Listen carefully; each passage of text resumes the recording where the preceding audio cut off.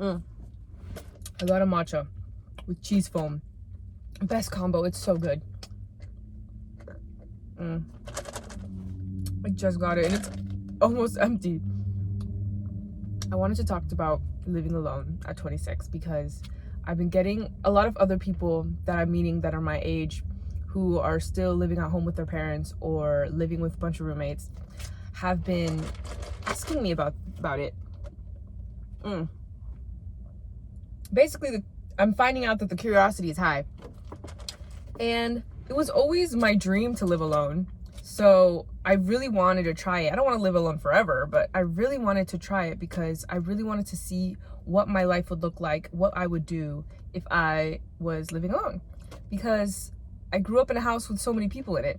And when I was talking to my colleague yesterday, they live at home and they were telling me that they don't like to be alone and they like companionship. And I'm like, that's so interesting. Let me know more about that because I'm not like that at all. And they're like, yeah, I just always want to be with someone and I always want to have somebody there. Not everyone's there all the time, but it's good to just have people around. I really like it. Awesome. And they're like, you don't feel lonely when you're by yourself in your apartment? No. How do you not feel alone? And I'm just like, I don't know. There's just so many things for me to do. Like, I'm never bored. I'm never lonely. If I'm missing someone, I can call them up. I can FaceTime them. I could drive to go see them. But having people there all the time is just not it. And I kept thinking, like, the last couple of months, I kept thinking that I'd made some sort of mistake, that I shouldn't have done this. I shouldn't have moved out. I shouldn't have gotten my own place. I should have gotten a roommate at least. I should have done something because apartments aren't cheap and it's kind of an investment in myself, I'm realizing, because I've never in my life gotten so much tranquility and I've never in my life gotten so much work done. I've been writing a book for 2 years, almost 2 years. It hasn't been 2 years yet, but I've been writing a book for 2 years and I've gotten more done in the last 2 months living alone, or the last 3 months, I would say the last 2 months living alone. And I realized how essential it is. And I never got it before, but like so many authors will go to some sort of summer home or to like secluded place to write and be alone. I'm like, why do you need to write alone and be by yourself? This is not the reason I started living alone, but it's just one huge perk that I'm realizing makes it all worth it.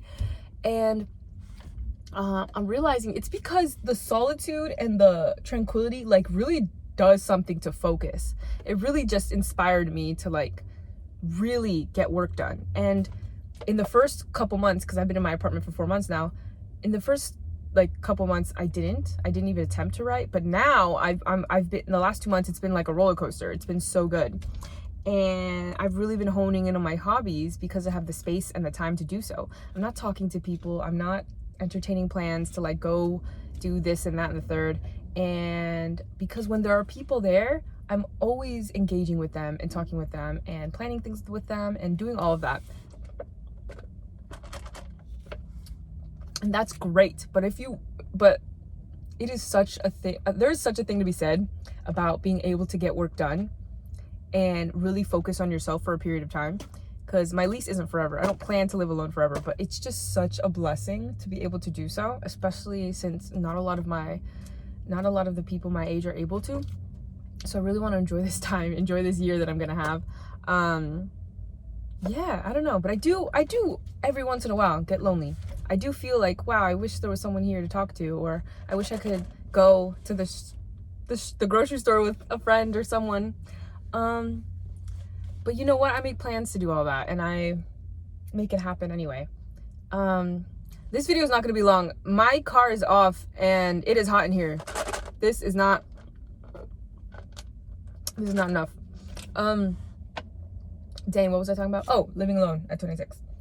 I guess technically I started living alone when I was 25, but I'm not really gonna count that. So I'm gonna say now, because now I have the responsibility of a whole apartment and everything like that. But yeah, I don't know. I think there is definitely a huge group of people my age wanting to live alone and who can't or don't get to, or are afraid to, because I've met people who are afraid to live alone as well. And I think it's so interesting, especially when it comes from that perspective of like, I need to be around someone, I need to be with someone, I need to be in a relationship, I need to be surrounded by family, I need to be surrounded by friends. And you know what? I grew up with so many people coming in and out of my house. And honestly, I feel like I'm very fortunate for that, because so many years of having like foster siblings, and just my house being used as church a lot of the time, and a daycare. Yeah, that's all true. And it's just like my house was always loud, and my house was always having a million things happening in it. Like events, birthdays, things were always happening in my parents' house. I just really wanted to see what it'd be like to decorate my own space and take care of it, put things down and find it when you get back, because that's impossible to do in a house with kids, with like 10 kids running around. At any given time, there was 10 kids running around, all under the age, all elementary age. And as much fun as it was and how much I loved it, I really feel like taking this time to like focus on me and get things done. Also, I really wanted to see who I would be alone. I want to know who that person is who like has the night to do anything. What does she do? And has the whole place to herself. How does she decorate it? What system does she use? What works for her? Those are all questions that I got answered, because looking at my space now, it represents me very well. And I really love it. I don't know what to say. Like, oh, and I'm just never bored. I have video games. I have books to read. I have books to write. I have karaoke to do. I have paintings to make. I have, what else do I do? Obviously, you can cook and all that. I would never even attempt to cook in my old house, because every single spot on the stove, you know how the stove has different spots, would have a pot on it, or a frying pan, or something filled with rice. And and I would just not even attempt to cook. I'd have to wait my turn. I'd have to wait until my mom or my aunt or whomever said, okay, this one's clear. I moved the pot off. You can use this one for 15 seconds. And I would go make an egg, and I'd do something. And, you know, I've been vegetarian for we're going on 7 years now. And I had to make my own food. And that's a good thing, because then, you know, I'm practicing, blah, blah. But yeah, I wasn't able to get the benefits of living with so many people, especially if I was making my own food and not able to eat with everyone else. And that's not to say I didn't love my family, or I didn't love the foster kids. I'll say it a million times. I loved it. I love them. And I feel like when you grow up in a house with not many people, you crave it. You know, you want the loudness, the constant buzz. Because that's what we had, just a ringing going on at all times, just doors opening and closing, Carly, my dog, barking when someone was approaching the house, just chitter chatter, gossip in the kitchen, the kids inventing some sort of new game, the TV always on, worship music playing at some point in the house somewhere, Alexa screaming at us for being stupid. I don't know, like, it was just always something going on in my house. And it wasn't like that my whole childhood, but the majority.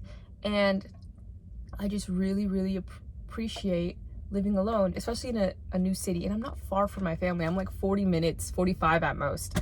I can visit them on the weekends, and they visit me as well. And I just love it. I love being able to have this space. I don't know what else to say about it. And especially in the sense of an apartment, I was gonna do a house, but an apartment where I can just kind of live around other people and feel like I'm not alone. The idea of living in a house was scary because, one, maintenance, two, I don't really like this for two,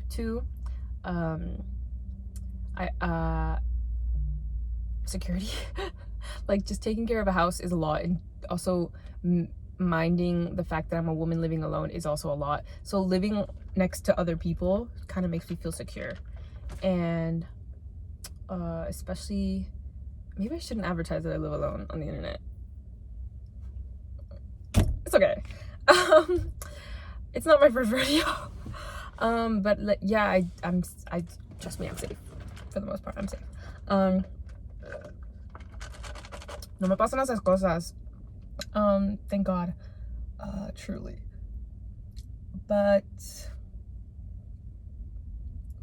yeah, I don't know. I'm trying to think of negative aspects to living alone. I can't think of any. I mean, besides not being able to talk, but I can just call them and we hang out on the weekends. So, like, I don't know.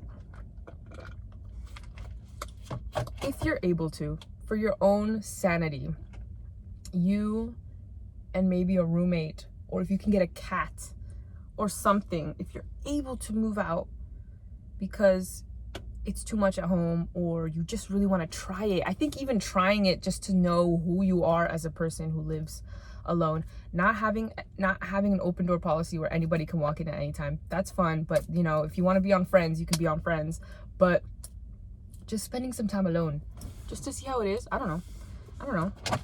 I wonder if I've learned some things. I definitely have. I just don't know if I can list them. What are they? About myself.